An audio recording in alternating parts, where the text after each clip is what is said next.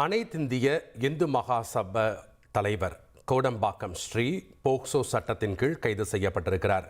13 வயது சிறுமியை 4 ஆண்டுகளுக்கு முன் பாலியல் வன்கொடுமை செய்ததாக எழுந்த புகாரின் அடிப்படையில் கோடம்பாக்கம் ஸ்ரீயை டி நகர் அனைத்து மகளிர் போலீசார் கைது செய்திருக்கிறார்கள். அண்மை செய்தியின் விவரங்களை வழங்க இணைகிறார் செய்தியாளர் சோலமன். வணக்கம் சோலமன், இந்த கைது நடவடிக்கையின் முழு பின்னணி என்ன? விவரங்களை பதிவு பண்ணுங்கள். அனைத்திந்திய இந்து மகா சபாவோட தலைவரான ஸ்ரீகண்டன் என்கிற கோடம்பாக்கம் ஸ்ரீயை டி நகர் அனைத்து மகளிர் போலீசார் போக்சோ சட்டத்தின் கீழே வழக்கு பதிவு செய்து கைது செய்திருக்கிறார்கள். குறிப்பாக இவர் மீது 13 வயது சிறுமியை பாலியல் வன்கொடுமை செய்ததாக எழுந்த புகாரின் பேர்ல தான் இந்த கைது நடவடிக்கையை மேற்கொண்டிருப்பதாக போலீசார் தரப்புல தெரிவிக்கப்பட்டிருக்கிறது. குறிப்பாக கடந்த 4 ஆண்டுகளுக்கு முன்னதாக இந்த கோடம்பாக்கம் பகுதியில ஆதரவற்ற நிலையில அந்த 13 வயது சிறுமி அவரது அத்தை வீட்டிற்கு தங்கியிருக்கிறார்.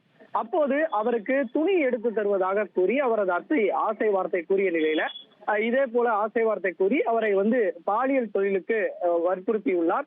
அதன் பேர்லயே ஈசிஆர்ல இருக்கக்கூடிய இந்த கோடம்பாக்கம் ஸ்ரீ அவரை இந்த 13 வயது சிறுமியை பாலியல் வன்கொடுமை செய்திருக்கிறார்.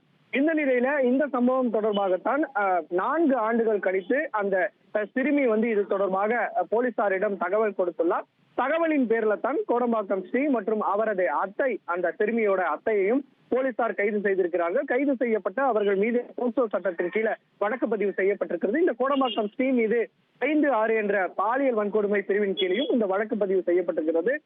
ஏற்கனவே அவரது சிறுமியோட அந்த அத்தையோட செல்போன் பறிமுதல் செய்யப்பட்டிருக்கக்கூடிய நிலையில அதனை ஆய்வு செய்யக்கூடிய பணியிலும் ஈடுபட்டு இருக்கிறார். குறிப்பாக அந்த சிறுமியோட வீடியோவை அவரது அத்தை செல்போன்ல ஏதோ வீடியோ எடுத்ததாக கூறப்படுகிறது. அதனை வைத்து மிரட்டியதாகவும் தெரிகிறது.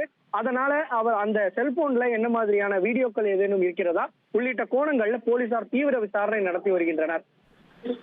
நன்றி சோலமன், உங்களுடைய தகவல்களுக்கு.